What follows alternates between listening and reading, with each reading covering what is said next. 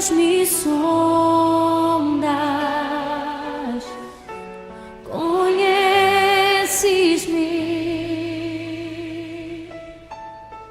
mesmo quando falho, eu sei me amar. Estás presente a me cercar. Boa noite, irmãos. A graça e a paz do Senhor Jesus esteja com vocês, em cada lar representado. E mais um domingo nós adoraremos ao Senhor. Mas antes de começarmos a adorar, eu queria recitar um texto da Palavra de Deus que está lá em Efésios 6, a partir do 12 até o 18, que diz assim: pois a nossa luta não é contra os seres humanos, mas contra os poderes e autoridades, contra os dominadores desse mundo de trevas, contra as forças espirituais do mal nas religiões celestiais. Por isso, vistam toda a armadura de Deus, para que possam resistir no dia mau e permanecer inabaláveis. Depois de terem feito tudo, assim mantenham-se firmes, cingindo-se com o cinto da verdade, vestindo a couraça da justiça e tendo os pés calçados com prontidão do evangelho da paz. Além disso, usem o escudo da fé, o qual vocês poderão apagar todas as setas inflamadas do inimigo. Usem o capacete da salvação e a espada do Espírito, que é a palavra de Deus. Orem no Espírito em todas as ocasiões, com toda oração de súplica. Tendo isso em mente, estejam atentos e perseverem na oração por todos os santos. O que eu diria para você essa noite, que a sua luta, a sua guerra, que é a música que nós vamos cantar essa noite, não é contra os seres humanos, mas é contra as potestades do mal, é contra o inimigo. Que você, essa noite, você possa louvar ao Senhor, abrir o seu coração de uma forma tão sobrenatural, que o inimigo que talvez esteja rondando a sua casa, ele vai bater em retirada em nome do Senhor Jesus. É simplesmente você crer e adore ao Senhor com todo o seu coração. Uma coisa que eu diria para você: faça isso se você puder. Cante o mais alto possível, para aqueles que não estão ouvindo o culto com você nesse momento, possam escutar e entender que essa casa onde você mora é a casa do Senhor. E você é um servo do Deus Altíssimo, em o nome do Senhor Jesus.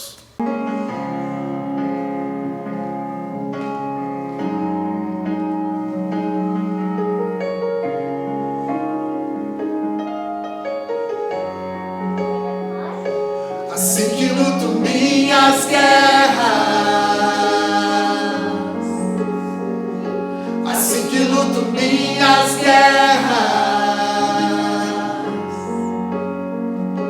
assim que luto minhas guerras, assim que luto minhas guerras.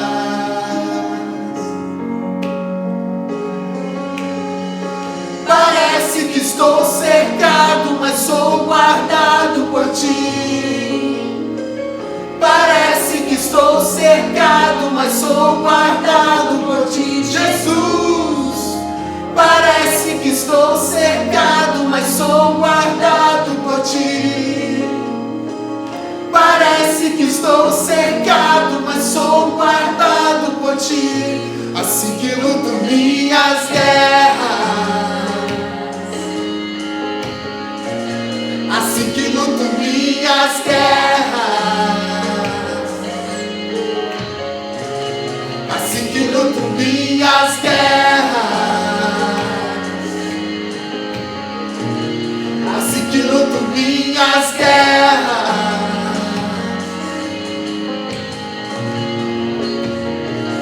Parece que estou cercado, mas sou guardado por ti. Parece que estou cercado, mas sou guardado por ti, Jesus. Parece que estou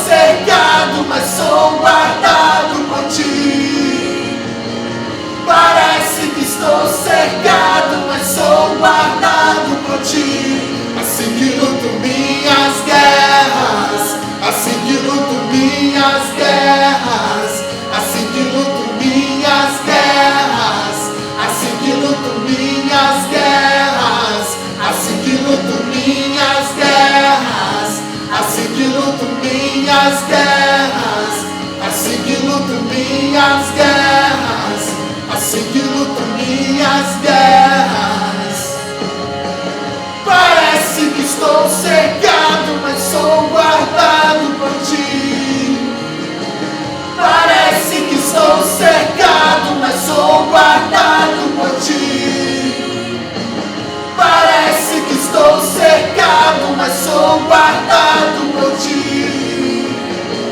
Parece que estou cegado, mas sou guardado por ti. Assim que luto minhas guerras, assim que luto minhas guerras, assim que luto minhas guerras, assim que luto minhas guerras, assim que luto minhas guerras, assim que luto minhas guerras, assim que luto minhas guerras, assim que luto minhas guerras. Só parece que estou cegado, mas sou guardado por ti.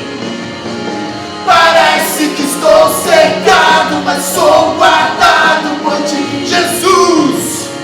Parece que estou cegado, mas sou guardado por ti. Parece que estou cegado, mas sou guardado por ti. Oh, aleluia, Jesus. É assim que nós lutamos as guerras da nossa vida. É assim que nós lutamos, porque todos nós lutamos guerras e guerras espirituais. E sabe, essas guerras às vezes estão com o nosso próprio eu, a nossa própria vontade. Se você não luta essa guerra contra você mesmo, então você não iniciou essa guerra. Porque a nossa própria vontade é a guerra que precisamos eliminar, que é a guerra que precisamos lutar todos os dias. E o inimigo das nossas almas precisa ser combatido em nome do Senhor Jesus. É assim que lutamos as nossas guerras. É assim que lutamos. Assim que luto minhas guerras, assim que luto minhas guerras, assim que luto minhas guerras, assim que luto minhas guerras. Parece que estou cegado, mas sou guardado por ti. Parece que estou cegado, mas sou guardado por ti. Jesus! Parece que estou cegado, mas sou guardado por ti. Parece que estou cegado, mas sou guardado por ti. Assim que luto minhas guerras, assim que luto minhas guerras, assim que luto minhas guerras, assim que luto minhas guerras, assim que luto minhas guerras, assim que luto minhas guerras, assim que luto minhas guerras, assim que luto minhas guerras. Oh, aleluia, Senhor. Queria compartilhar um outro texto aqui com os irmãos. Está lá em Mateus 14, do 22 ao 33. Diz assim, meu tema desse texto é Jesus anda sobre as águas. Logo em seguida, Jesus instituiu com os discípulos para que entrasse no barco e fosse adiante dele para o outro lado, enquanto ele despedia a multidão. Tendo despedido a multidão, subiu sozinho ao monte para orar. Ao anoitecer, ele estava ali sozinho, mas o barco já estava a considerável distância da terra, fustigado pelas ondas, porque o vento soprava contra ele. Alta madrugada, Jesus dirigiu-se a eles, andando sobre as águas. Quando o viram andando sobre as águas, ficaram aterrorizados e disseram: é o fantasma! E gritaram de medo. Mas Jesus imediatamente lhe disse: coragem, sou eu. Não tenha medo. Senhor, disse Pedro, se és tu, manda-me ir ao teu encontro por sobre as águas. Venha, respondeu ele. Então Pedro saiu do barco, andou sobre as águas e foi na direção de Jesus. Mas quando reparou no vento, ficou com medo e começou a afundar, gritou: Senhor, salva-me! Imediatamente Jesus estendeu a mão e o segurou e disse: homem de pequena fé, por que você duvidou? Quando entraram no barco, o vento cessou. Então os que estavam no barco o adoraram, dizendo: verdadeiramente, tu és o Filho de Deus. Tenho uma palavra para te dizer sobre esse texto. Quando você ficar na dúvida do que Deus pode fazer na sua vida, tire essa dúvida do seu coração. Porque, não sei se vocês perceberam esse texto, quando Pedro falou: quem é que está aí?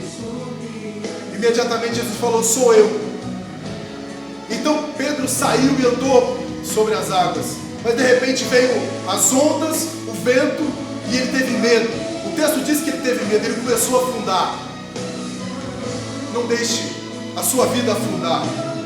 Não deixe as circunstâncias da vida afundar a sua fé. Mas vença através do Senhor Jesus, pela graça do Senhor Jesus e pela fé. Não deixe a sua fé de lado. Busque a esse Deus Todo-Poderoso. Em nome do Senhor Jesus. Creia no Senhor. Mesmo que tudo pareça dar errado, mesmo que tudo esteja indo tudo mal, não deixe de crer nesse Deus Todo-Poderoso. Em nome do Senhor Jesus. Em nome do Senhor Jesus.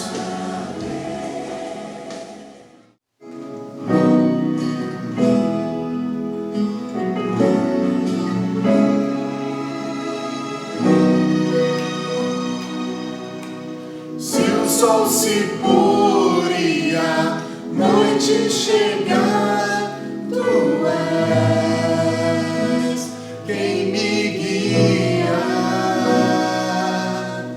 Se a tempestade me alcançar, tu és meu abrigo.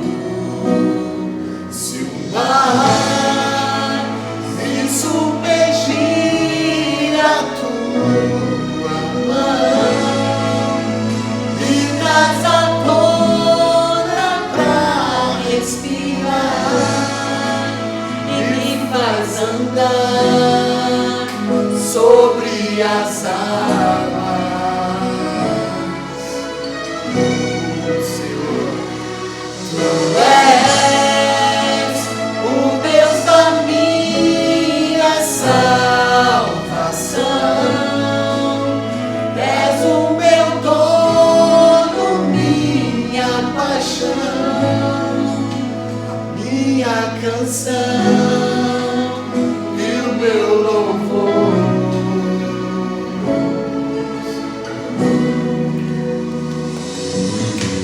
Se o sol se pôr e a noite chegar, tu és quem me guia.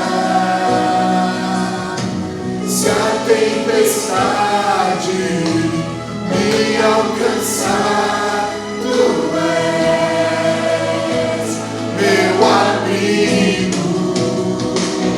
Se o mar me submergir, a tua mão me traz à tona pra respirar e me faz andar sobre as águas.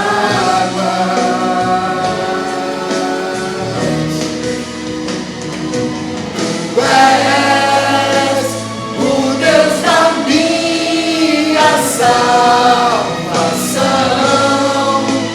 És o meu dono, minha paixão, minha canção e o meu louvor.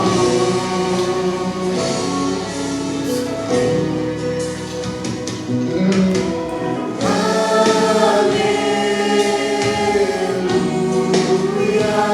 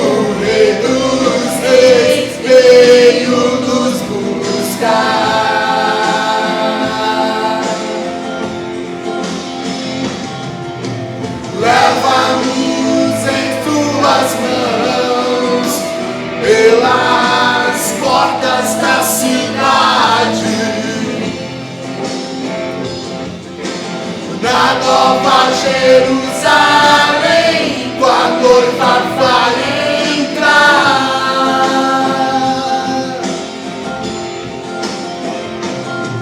O céu começa a se abrir, toda a terra se dobrou a ti.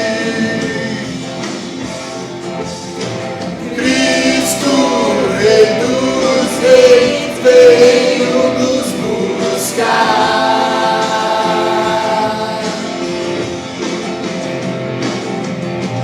Leva-nos em tuas mãos pelas portas da cidade. Na Nova Jerusalém, tua noiva vai entrar.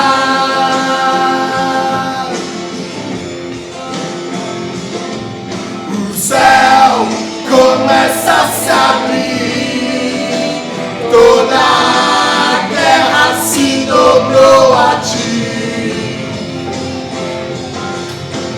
Cristo, Rei dos Reis, veio nos buscar.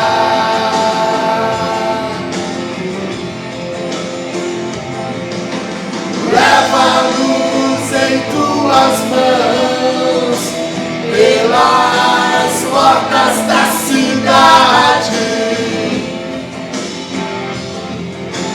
Na Nova Jerusalém, tua noiva vai entrar.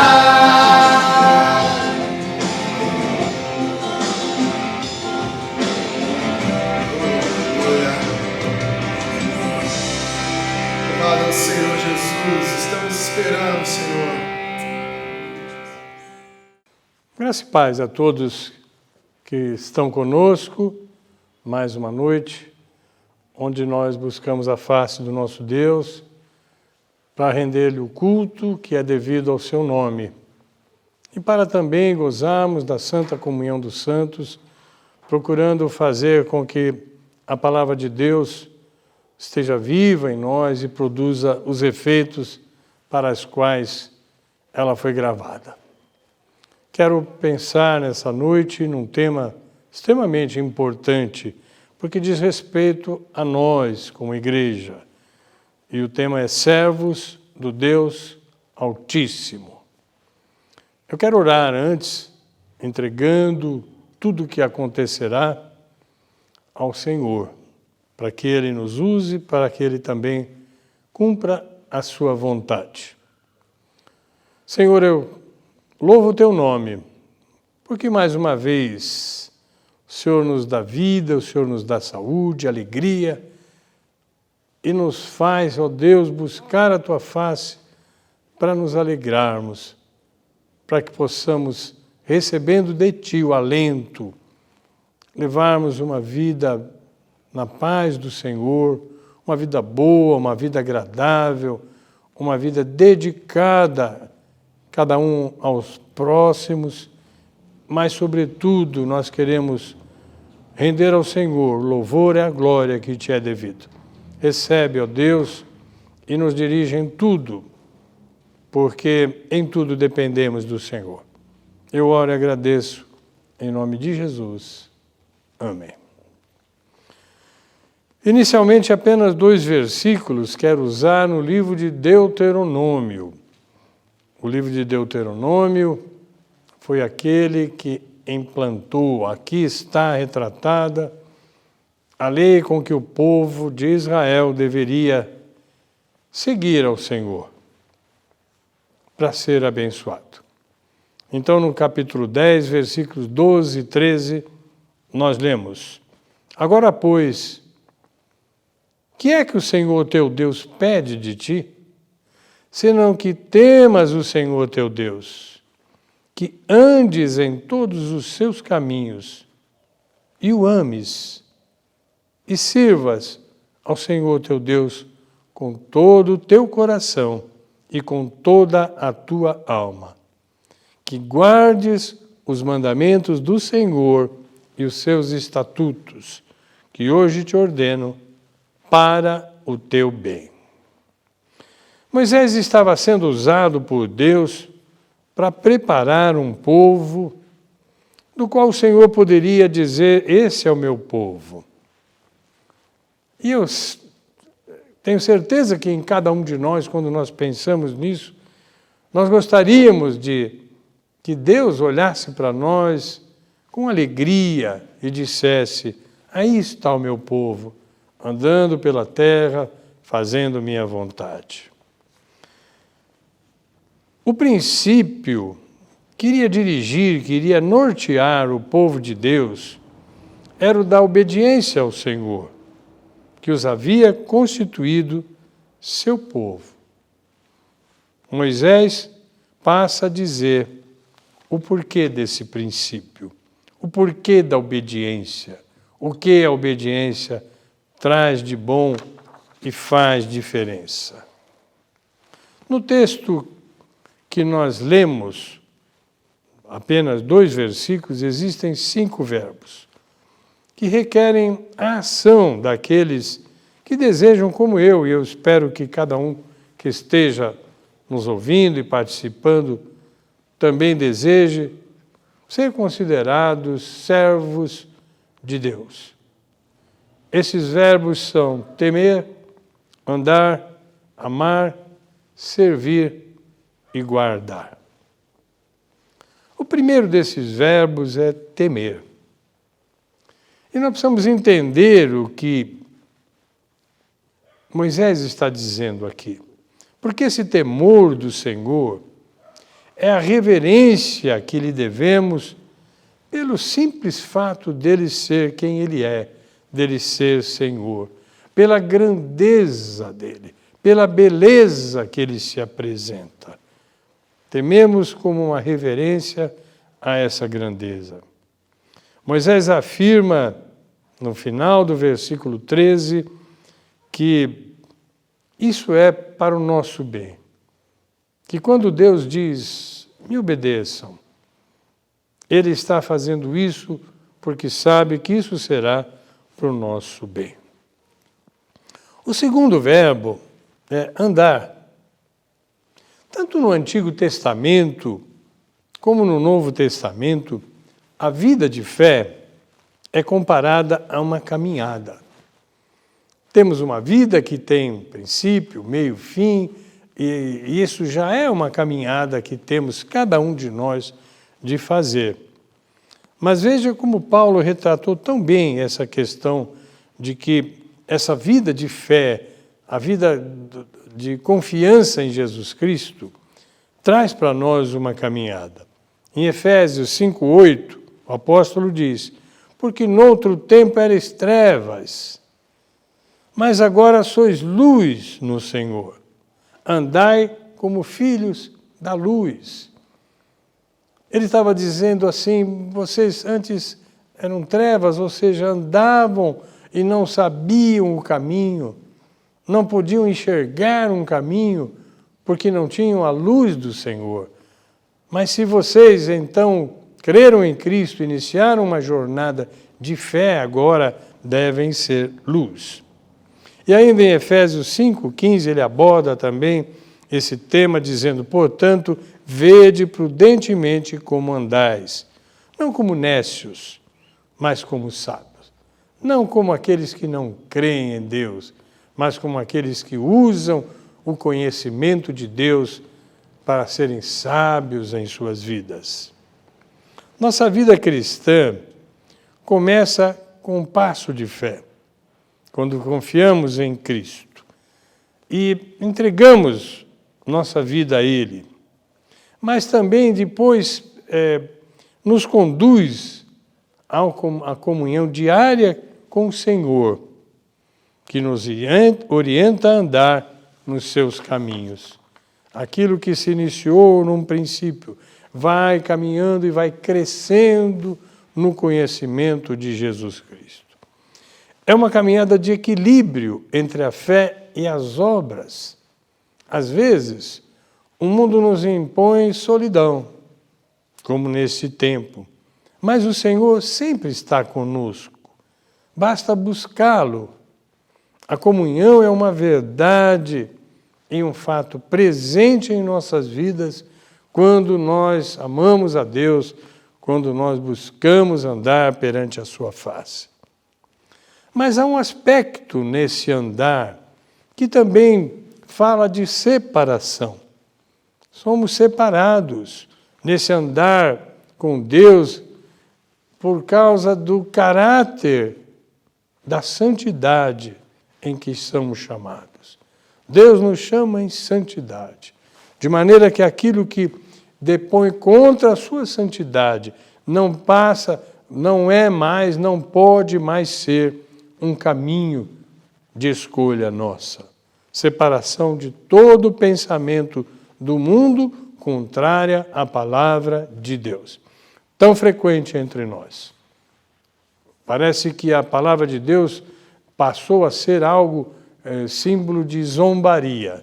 Falam de nós que cremos em Jesus Cristo com atos, com palavras de zombaria.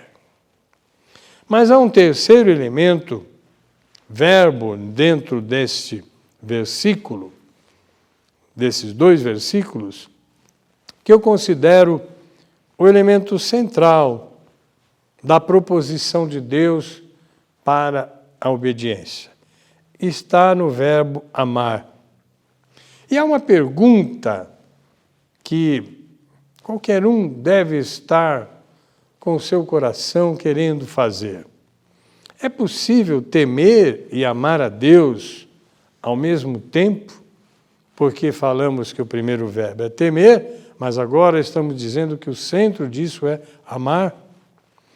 A minha resposta é sim, pois essa reverência que demonstramos para com Ele vem do nosso coração. Não é uma reverência imposta, não é o temor destrutivo. Tememos tantas coisas que temos que temer realmente, porque são destrutivas. Está aí esse vírus circulando e fazendo vítimas.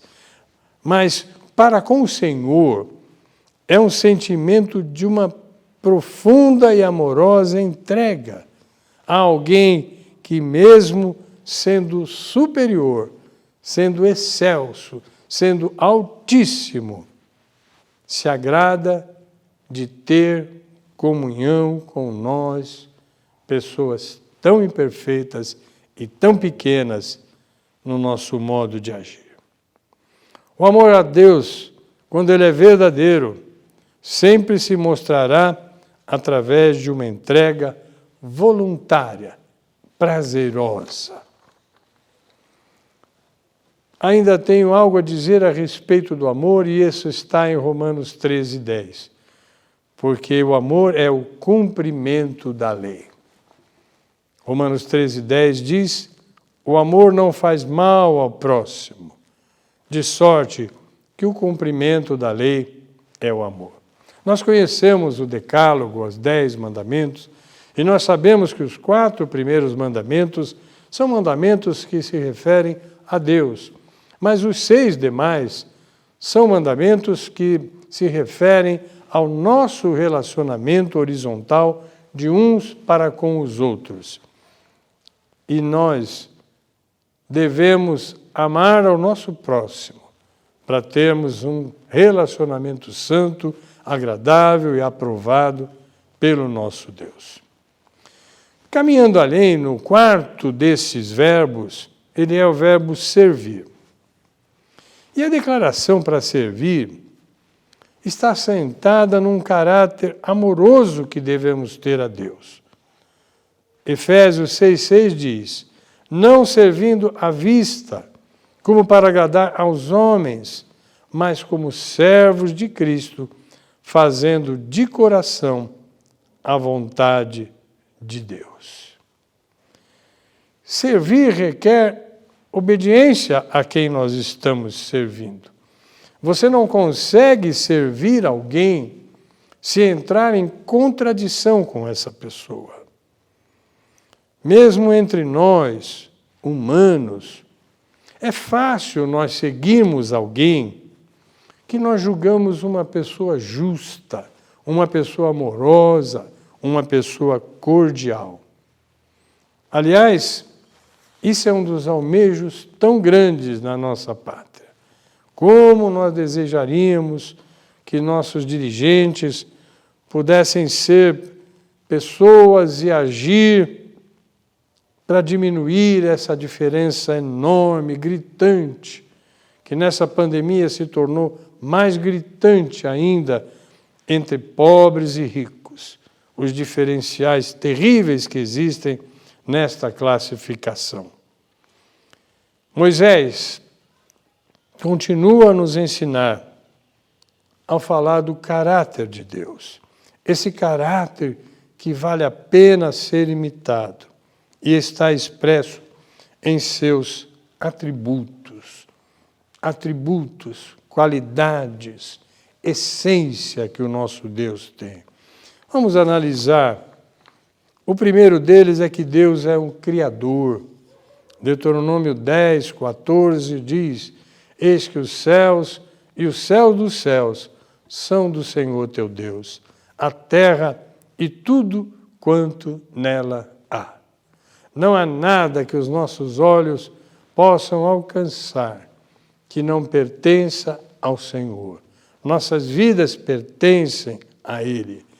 Ele é o nosso Criador e sustentador. A esse ser nós devemos amar do fundo do nosso coração. E há uma pergunta que eu quero deixar como provocação mesmo ao seu coração.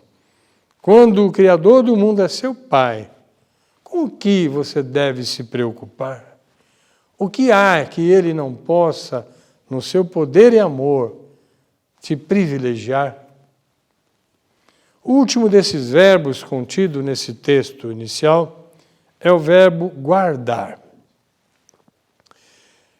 Guardar é pegar algo como de uma despensa que você tem, ter guardado para quando for necessário utilizar em alguma coisa que você tenha utilidade com aquilo que você guardou.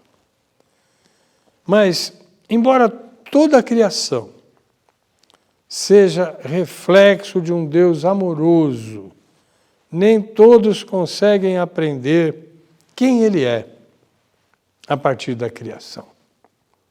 A desobediência vem por não saber quem é esse Deus, de que forma Ele age, quanto é bom estar na dependência dEle para receber aquilo que Ele tem preparado para quem o ama. Por isso que nós temos que observar alguns outros atributos. E um dos atributos decisivos para nós é o fato de que Ele é um Deus de alianças. Alianças a serem guardadas. Nós conhecemos algumas alianças. A mais comum, a aliança do casamento. Não é uma aliança para ser jogada fora. É uma aliança para ser guardada. O nosso Deus firmou alianças com Israel e firma alianças com a sua igreja, que devem ser guardadas, mesmo quando por vezes se torna difícil. E o amor é uma das questões difíceis do nosso tempo, mas vale a pena guardá-lo, porque é uma aliança que Deus faz, que vai depois gerar muitas coisas boas. Moisés passa a citar isso. Ele diz que Deus escolheu Israel porque o amava. Ele fez uma aliança com Israel porque o amava. Deuteronômio 10, 15 diz: tão somente o Senhor se agradou de teus pais para os amar, e a vós, descendência deles, escolheu depois dele e de todos os povos, como neste dia se vê. Deus estabeleceu, a partir dessa aliança, um sinal visível, fazendo com que o seu povo fosse circuncidado. Uma marca nesse povo, para que o povo nunca esquecesse a quem ele pertencia, com quem ele havia recebido uma aliança. A circuncisão não era uma garantia de que todo judeu iria para o céu. Jesus também chegou a dizer isso nos seus evangelhos. Nem todo o que me diz Senhor, Senhor, entrará no meu reino. Ela, na verdade, só servia e só seria efetiva para o povo de Israel se ela realizasse uma transformação no coração do seu povo. Tanto que, olha que versículo precioso, Deuteronômio 36 diz: e o Senhor teu Deus circuncidará o teu coração e o coração da tua descendência, para amares ao Senhor teu Deus com todo o coração e com toda a tua alma, para que vivas. Infelizmente, o povo de Israel não seguiu essa aliança. E, infelizmente, a mesma cegueira espiritual ainda está presente em nosso meio, porque ainda muitas pessoas creem que o batismo, ou ser membro de uma igreja, ou participar da ceia, como iremos participar hoje, garantem automaticamente a salvação. O que garante a nossa salvação é uma mudança de um coração, uma atitude que vivia nas trevas para agora viver na luz, para que as nossas obras sejam reveladas perante Deus. Quem pratica boas obras vem para a luz, não precisa esconder a forma como age. Por mais que todas estas coisas tenham sua importância, batismo, ceia, a salvação não está em nenhuma cerimônia física, mas na obra que o Espírito Santo realiza no coração do crente em Jesus Cristo.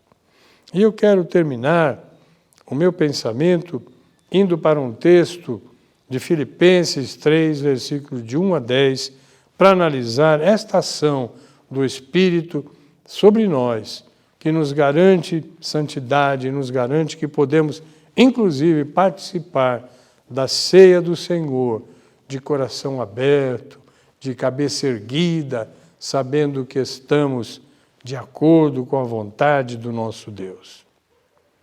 Versículo 1. Resta, irmãos meus, que vos regozijeis no Senhor. Não me aborreço de escrever-vos as mesmas coisas, pois é segurança para vós. Moisés falou muitas vezes a respeito da lei de Deus. Ele insistia com o povo na questão da obediência.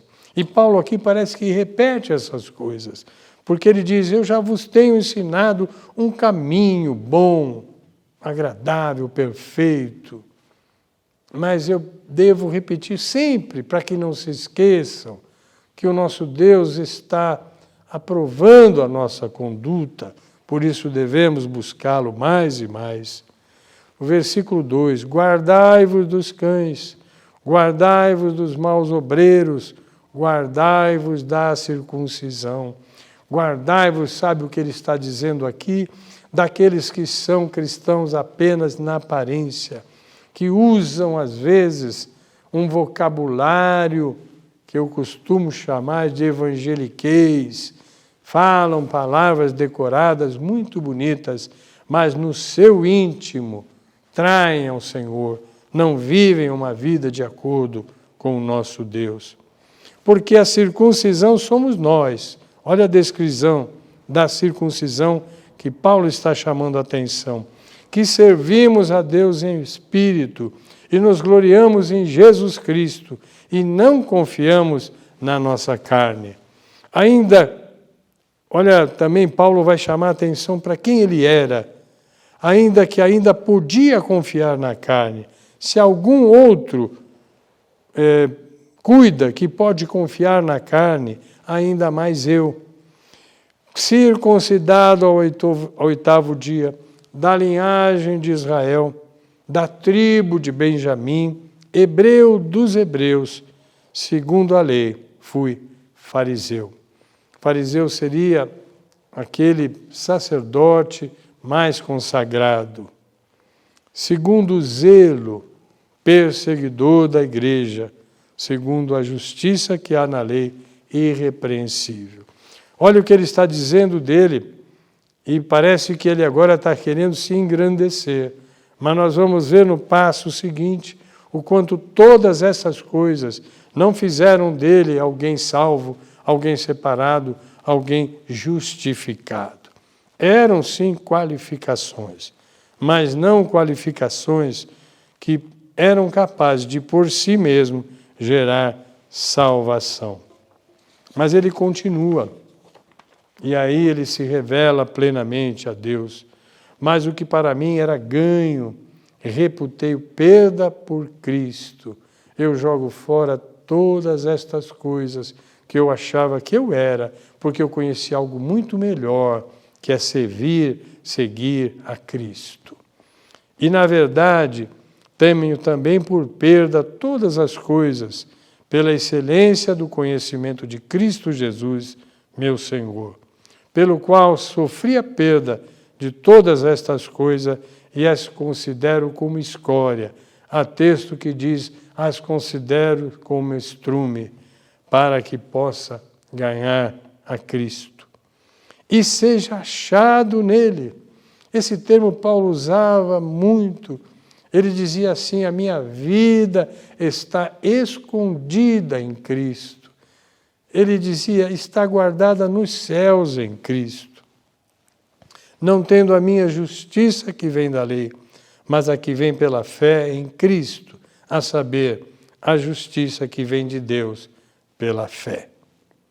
Para conhecê-lo e a virtude da sua ressurreição e a comunicação de suas aflições, sendo feito conforme a sua morte.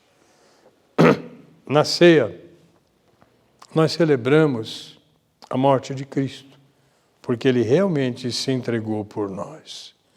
Mas o efeito da morte de Cristo foi a ressurreição.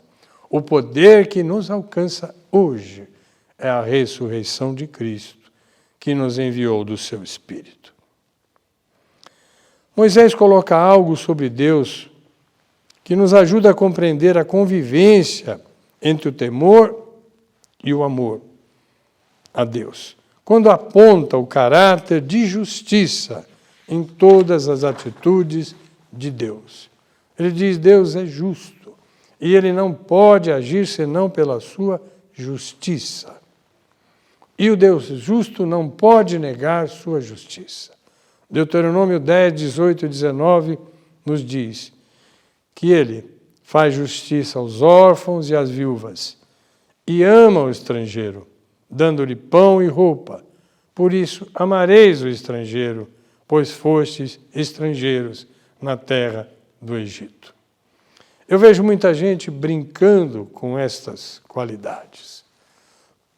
Mas a Igreja de Cristo há de buscar este caráter, este amor àquele menos aquinhoado, seja ele quem for. Amamos os nossos irmãos e eles têm, sim, prioridade no nosso atendimento. Mas qualquer que chegar diante da igreja, a igreja tendo condição, necessitado, ele deve ser acolhido e deve ser beneficiado com os bens que a igreja pôde acumular. Eu quero terminar por algo precioso. Moisés vai concluir sua fala dando um motivo que eu tenho certeza ninguém pode recusar para a obediência. É necessário obediência para ter isso que Moisés vai dizer. Mas todos nós queremos, jamais recusaremos esse atributo de Deus. Devemos obedecer a Deus pelo seu cuidado, por quanto Ele cuida de cada um de nós. Deuteronômio 10, 21 diz, Ele é o teu louvor e o teu Deus, que te fez estas grandes e terríveis coisas que os teus olhos têm visto. Ele estava diante de uma nação que tinha visto os grandes milagres e a condução de Deus pelo deserto. E nós, os crentes, estamos diante de Cristo, que mudou nossa vida e que tem dado tudo o que nós necessitamos. Existem muitos mais motivos para que decidamos obedecer a Deus e a sua palavra. Mas creio que esses que coloquei são suficientes para uma decisão de cada um de nós. Vida cristã é um caminho sem volta. Eu quero, ao final, então, orar por tudo isso que falamos. Porque eu tenho um profundo desejo no meu coração de ser servo do Senhor, para que eu possa ver os frutos. Amo tantas pessoas que eu desejaria vê-las em Cristo. E quanto eu preciso ser fiel a Deus para que Deus possa me usar, no sentido de que essas pessoas venham efetivamente ao Senhor. Vamos orar então, nos consagrando. E eu quero que você tenha, durante essa oração, esse pensamento. Não pense em ser grande. Não pense em querer se destacar como alguém, mesmo que seja alguém que faça a igreja crescer muito. Isso é uma consequência. Se todos na igreja forem servos do Senhor, automaticamente o Senhor trará o crescimento. Mas eu quero que você pense, e a nossa oração quer alcançar justamente isso, que cada um de nós deseje no fundo do coração ser servos do Senhor, nosso Deus. Vamos orar. Senhor, obrigado, Pai, pela Tua palavra que nos exorta à obediência. Porque é bom te obedecer, porque é bom ser servo do Senhor Altíssimo. Porque nós sabemos que quando o seguimos, ó Deus, não somente fazemos a Tua obra, mas recebemos bênçãos inigualáveis, Senhor Deus. Nós as queremos sim, mas muito mais do que as nossas bênçãos, nós queremos o Deus das bênçãos, o Senhor que é o Senhor. Oh, Pai, nos ajuda, faz com que nós possamos nos desprender das coisas que nos impedem, ó Deus, de sermos servos perfeitos do Senhor, porque queremos ter o nosso coração dobrado a Ti, totalmente ganho pelo Senhor, entregue a Te amar e a Te obedecer. Mas precisamos da Tua ajuda. Ajuda Teu povo, Senhor Deus. E agora que vamos participar da ceia do Senhor, ó Pai, aceita o nosso pedido de perdão por tantas coisas que fizemos e que não foram do Teu agrado, mas nós sabemos que o Teu perdão estava preparado e nós o queremos, desejamos, para podermos participar do corpo e do sangue de Cristo de uma forma com pureza, Senhor Deus, conhecendo o que estamos fazendo, mas antes de tudo, ó Deus, sendo dignos de poder Te contemplar na ceia. Eu oro por isso e agradeço, em nome de Jesus. Amém. Que bom, irmãos, que possamos sempre olhar para a mesa onde é servida a ceia e vermos que Jesus está conosco, sentirmos a presença do Senhor. Aonde estivermos, quando tivermos o pão e o cálice, estamos participando de um corpo. Esse corpo é a igreja, mas esse é o corpo de Cristo. Cristo é a cabeça desse corpo. Então, é sempre muito bom que nós abramos o nosso coração perante o Senhor, nesse momento de participação da ceia do Senhor. O Senhor Jesus Cristo instituiu a ceia. E Ele disse aos seus discípulos, Ele é o nosso Senhor, nós somos servos. Servos são discípulos. Discípulos são aqueles que aprendem durante toda a nossa vida aprenderemos. Essa é uma faculdade inesgotável. Esse é um aprendizado sem fim, porque durante toda a vida Deus nos chama para aprender dele. Jesus, então, é o nosso mestre e nós o seguimos, somos servos do Senhor. Por isso ele nos habilita a participar do seu corpo e do seu sangue. Jesus, na noite em que instituiu a ceia, ele disse aos seus discípulos que um deles iria o trair. Mas isso não impediu que Jesus fosse até o final. Mesmo aquele que o traiu estava ali na mesa e participou. Não sei se o Senhor tinha o objetivo de fazer com que aquele se arrependesse, não podemos saber, mas ele não o excluiu. Então ele tomou o pão, o partiu, um pão como este que aqui está, o partiu e deu a todos, distribuiu um pedaço a cada um dos seus discípulos e disse: comam dele todos, porque isso é o meu corpo. Isso significa, representa o meu corpo que será dado por vós. Participemos então desse pão. Tenho já o meu pedacinho aqui separado para participar com cada um de vocês no seu lar. Participemos então do pão, símbolo do corpo de Cristo, oferecido em nosso lugar.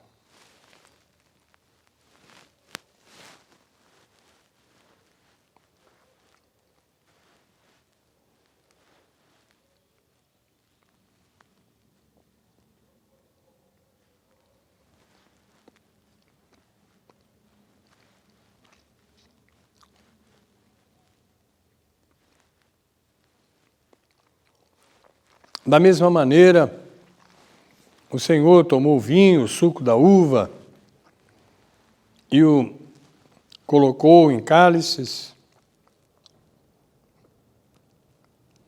convidando aos seus discípulos para participarem dele, cada um.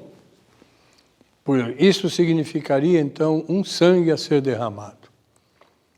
O sangue a ser derramado na cruz do Calvário, que cobre os nossos pecados. E ele disse aos seus discípulos: façam isso. Lembrem-se disso.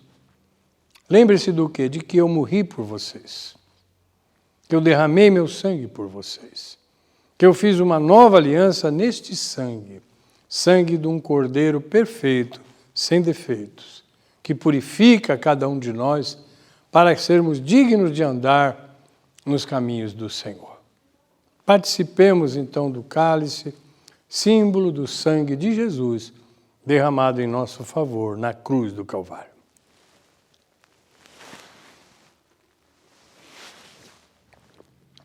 Obrigado, Senhor, por essa obra completa, que alcança hoje nossas vidas, que nos faz felizes de pertencer a Ti. Tudo o que queremos, Senhor Deus, é poder Te servir.